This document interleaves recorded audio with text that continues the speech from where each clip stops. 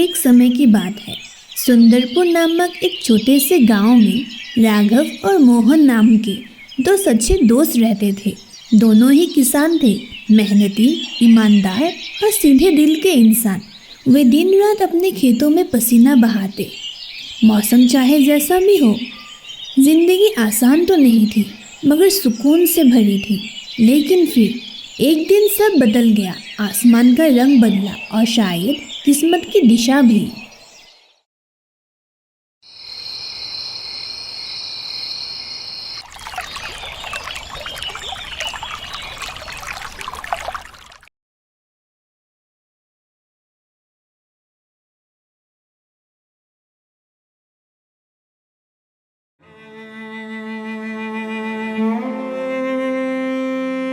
हे प्रभु, ये क्या हो गया? मेरी सारी फसल, मेरी सारी मेहनत, सब कुछ एक क्षण में तबाह हो गया। अब तो कुछ भी नहीं बचा। राघव, देख जमीन को, सारा जमीन बह गया। ये वही मिट्टी है जिसमें हमने हर रोज अपना पसीना मिलाया था, पर अब यह सब कुछ बह गया। मैंने तो सोच रखा था कि इस बार थोड़ा फसल बेच के सीता के लिए एक नई साड़ी ले आऊंगा। पिछले साल से वो मुझे मांग रही थी, पर अब तो मैं उसे कुछ भी नहीं दे सकता। मेरी लक्ष्मी ने सपना देखा था कि इस बार थोड़ी बचत होगी तो एक चक्री ले लेंगे। कहती थी कम से कम गेहूं पीसने के लिए दूसरों पर निर्भर तो नहीं रहना पड़ेगा। घर में खाने को रोटी तक नहीं है। सीता और बच्चे कल से भूखे पेट हैं। राघव, जमींदार के पास चले क्या? हो सकता है कि उनके पास थोड़ा काम मिल जाए। खेत में मजदूरी ही तो करना है और उसके बदले हमें थोड़े पैसे भी मिल जाएगा। और तू अपने घर के बारे में भी तो सोच। सीता को थोड़ा राशन भी मिल जाएगा और बच्चे भूखे नहीं रहेंगे। क्या जमींदार? उसकी तो आंखों में ही घमंड झलकता है, जैसे हम इंसान नहीं, बस काम करने वाले मजदूर हो। पर तू कह रहा है तो ठीक है, चलते हैं। कुछ तो करना ही पड़ेगा मोहन। खाली बैठने से थोड़ी ना पेट भरेगा।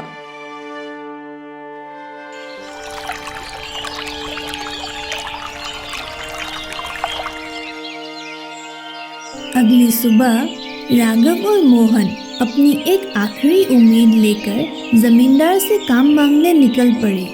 दोनों चुपचाप चलते रहे। रास्ता लंबा था और दिल भारी। कई कदमों के बाद वो जमींदार के बड़े से दरवाजे पर पहुंचे।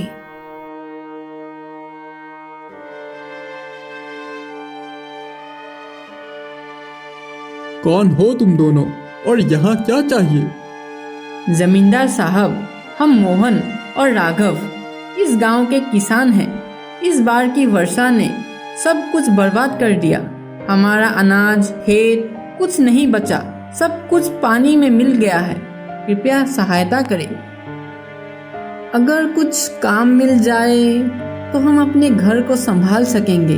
बस यही उम्मीद लेकर हम आपके पास आए हैं। जो भी काम मिलेगा हम कर लेंगे साहब। जमीन का काम हो, पशुपालन का हो या सफाई का, कुछ भी काम। हमें बस 2 वक्त की रोटी मिल जाए और हमारे बच्चे भूखे ना रहे। बस इतनी ही सिफारिश है आपसे। तुम जैसे लोग मुझे तभी याद करते हो जब मुसीबत आती है। जब सब कुछ था तब किसने याद रखा इस जमींदार को? हाँ, अब जब हाथ खाली है तो सबको मेरा दरवाजा याद आ गया। साहब, आप बड़े हैं। हमसे कोई भी भूल हुई हो तो हमें माफ कर दीजिए। लेकिन इस बार हालत सच में बहुत बुरी है। घर में बच्चों के लिए कुछ भी नहीं बचा। बस थोड़ी सी मदद की उम्मीद लेकर आए हैं।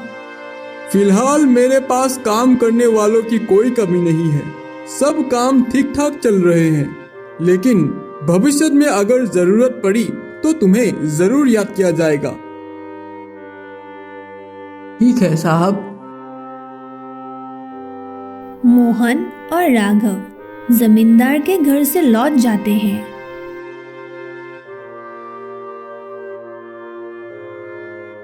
क्या करे राघव, अब तो कुछ भी समझ में नहीं आ रहा है। ऐसा लगता है मानो कि जीवन के सारे दरवाजे बंद हो चुके हों। जिंदगी ने कब इतनी जल्दी हार मानी थी हमसे।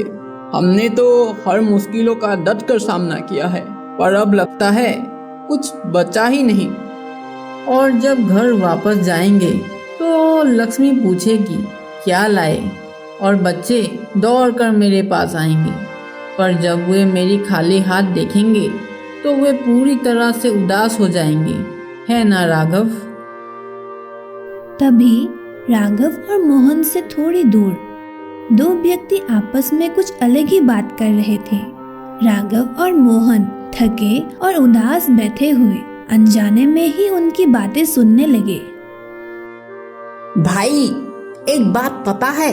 जंगल के बीच एक गुफा है। सुना है वहाँ पर खजाना भरा पड़ा है। खजाना? अरे हाँ, मैंने भी कुछ लोगों को बात करते हुए सुना था। पर कहते हैं वहाँ जाने से पहले एक सवाल का जवाब देना पड़ता है। अगर उसका जवाब गलत दिया तो वापस लौटना बहुत मुश्किल हो जाता है। बिल्कुल, और वहाँ एक रखवाला होता है, वही सवाल पूछता है। सुना है वो हवा में ही सब कुछ देख लेता है, कौन सच्चा है और कौन लालची। और अगर किसी ने ज्यादा लालच किया तो सजा भी बड़ा मिलता है। सही बोले, बहुत बड़ी सजा मिलती होगी। राघव और मोहन ने हर शब्द बड़े ध्यान से सुना और उस अंधेरे में एक नई रोशनी सी उनकी आंखों में जाग गए। अरे राघव, तूने सुना क्या? लगता है ऊपर वाले ने हमें एक और मौका दिया है, कुछ नया करने का, एक और रास्ता खोजने का। पर मोहन, यह जंगल, वो गुफा और वो सवाल सब किसी पुरानी कहानी जैसा लग रहा है। कहीं हम कोई सपना तो नहीं देख रहे? दोस्त, क्या हमने कभी सोचा था कि जमींदार के घर से भी हम खाली हाथ लौटेंगे? अब तो जिंदगी ही एक अजीब मोड़ पर आ गई है। जब रास्ता मिल गया है तो सोच क्या रहे हैं, चलना ही पड़ेगा, चाहे डर कितना भी हो। तेरी विश्वास ने मेरी डर को भी भगा दिया। ठीक है भाई, कल सुबह हम निकलेंगे। हाँ, चाहे सवाल कितना भी मुश्किल क्यों ना हो, हमारा जवाब एक ही होगा, हिम्मत।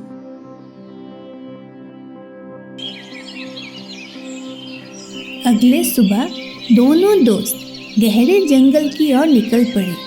रास्ता आसान नहीं था, चारों तरफ सन्नाटा और अजीब सी खामोशी फैली हुई थी। ऐसा लगता था जैसे हर पेड़ के पीछे कोई डर छुपा हो और हर पत्थर के नीचे कोई रहस्य।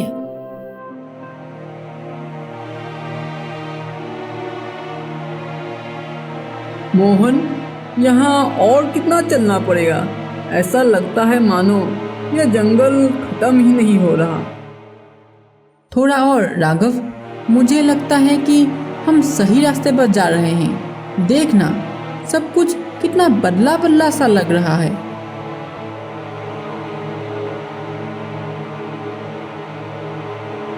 वो देख, वहां से सुनहरी रोशनी आ रही है। कई घंटों की थकावट, डर और अनजाने रास्तों से गुजरने के बाद आखिरकार राघव और मोहन उस गुफा के सामने पहुंच ही गए। वह गुफा जिसकी चर्चा उन अजनबी आदमियों ने की थी। चारों ओर अजीब सी ठंडक थी और उस गुफा के अंदर से आती हल्की सुनहरी रोशनी दिल की धड़कनें बढ़ा रही थी। ये यही है वही जगह जिसका जिक्र उन अजनबियों ने किया था। सच में बिल्कुल वैसे ही जैसे उन्होंने बताई थी। जैसे ही राघव और मोहन गुफा के अंदर कदम रखने ही वाले थे, तभी अचानक गुफा की दीवारें चमकने लगी। एक रहस्यमय रोशनी फैली और गुफा ने बोला, रुको, इस गुफा के अंदर कदम रखने से पहले तुम्हें एक प्रश्न का सही उत्तर देना होगा। तुम्हें मिलेंगी सिर्फ 3 कोशिशें, सिर्फ 3। अगर तीनों बार गलत जवाब दिया तो तुम दोनों यही के यही पत्थर बन जाओगे हमेशा के लिए। यह द्वार तभी खुलेगा जब सही उत्तर दिया जाए, वरना ये हमेशा के लिए बंद हो जाएगा। सोच समझकर जवाब देना।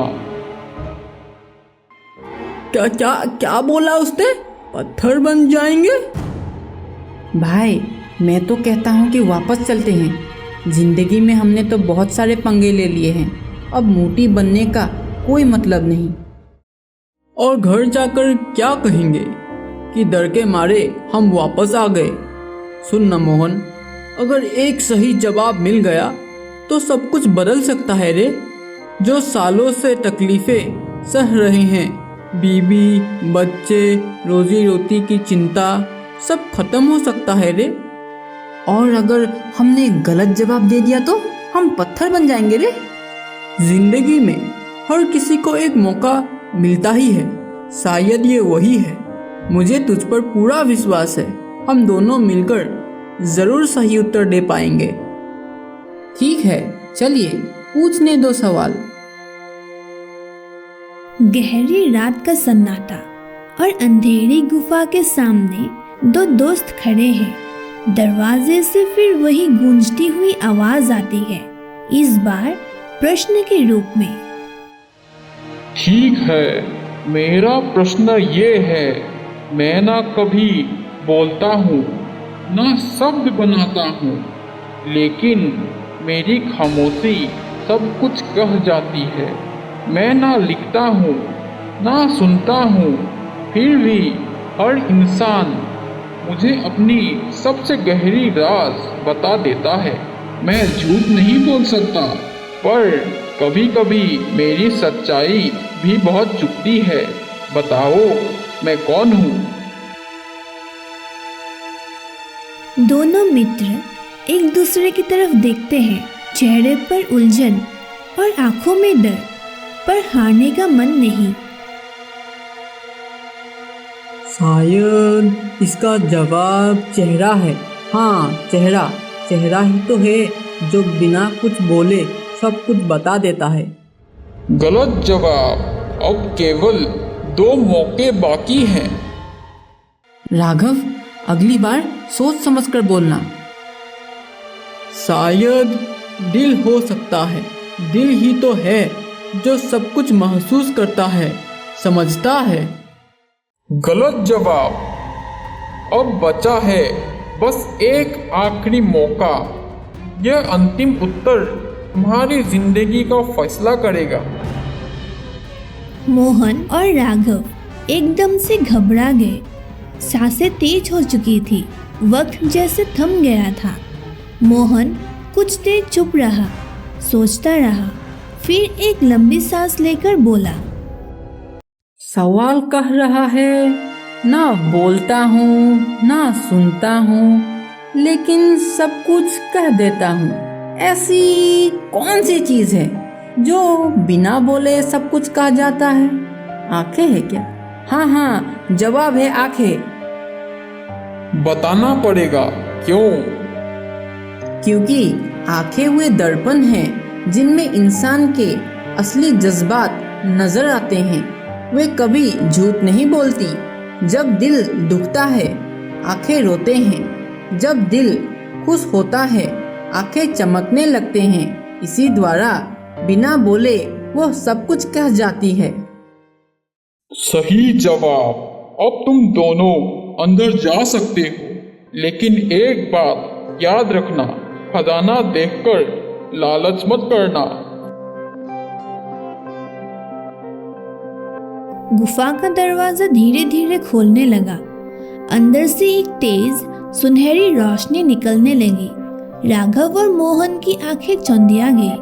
गुफा के अंदर उन्होंने जो देखा वह किसी सपने से कम नहीं था।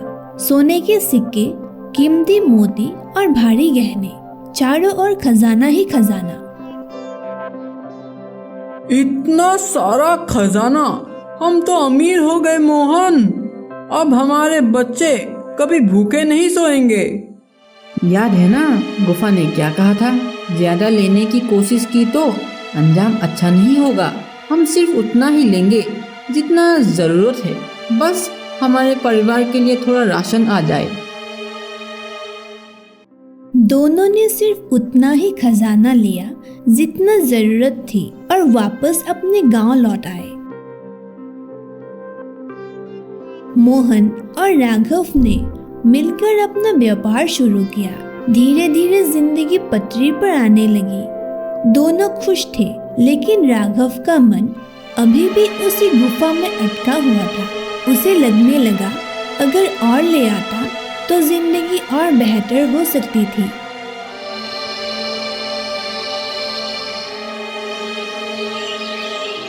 और फिर एक दिन राघव अकेले फिर से उसी जंगल की ओर निकल गया।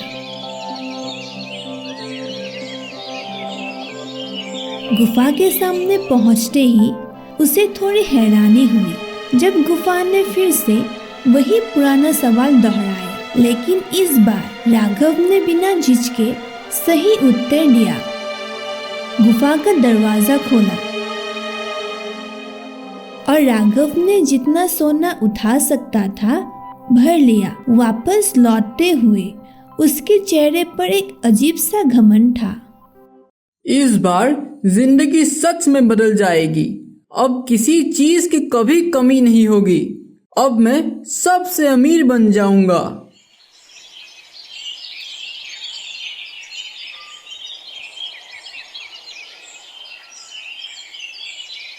लेकिन कुछ ही महीनों में सब उल्टा होने लगा।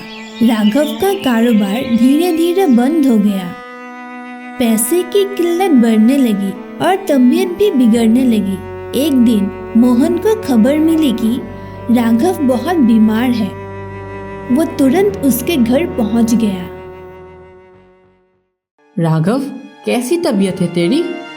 तू आ गया, मुझे यकीन नहीं हो रहा। पगले, दोस्ती का मतलब जानता है ना। तू बुलाए या ना बुलाए, मैं आ ही जाता। मुझे तुझसे एक बड़ी बात कहनी है मोहन। दिल पर बहुत सारा बोझ है। बोल राघव, क्या बात है? कुछ महीने पहले मैं फिर से उस गुफा में गया था, तेरे मना करने के बावजूद, पर मैं पैसे के लालच में अंधा हो गया था। गुफा ने वही सवाल दोहराया। मैंने जवाब दिया और जितना सोना उठा सकता था मैं सब कुछ घर ले आया। मुझे माफ कर दे। पर तूने बताया क्यों नहीं? मन में डर था कि तू क्या सोचेगा। सोचा था ज्यादा लाऊंगा तो जिंदगी और सुधर जाएगी, पर सब उल्टा हो गया। सारा पैसा खत्म हो गया, तबीयत भी बिगड़ने लगी और अब बस मन में पछतावा है। राघव, तूने जो किया वो गलत था, पर माफी मांगने का साहस भी कम नहीं होता। सुन, दौलत तो फिर भी मिल सकती है, पर दोस्ती और जिंदगी वो लौट के नहीं आती। तू सच्चा दोस्त था और मैं लालच में अंधा। काश उस दिन तेरी बात मान ली होती। राघव, जरूरत जितना हो उतना ही काफी होता है। ज्यादा की चाह अक्सर बर्बादी का रास्ता होता है। मुझे बस तेरा साथ चाहिए था, वो खो दिया मैंने।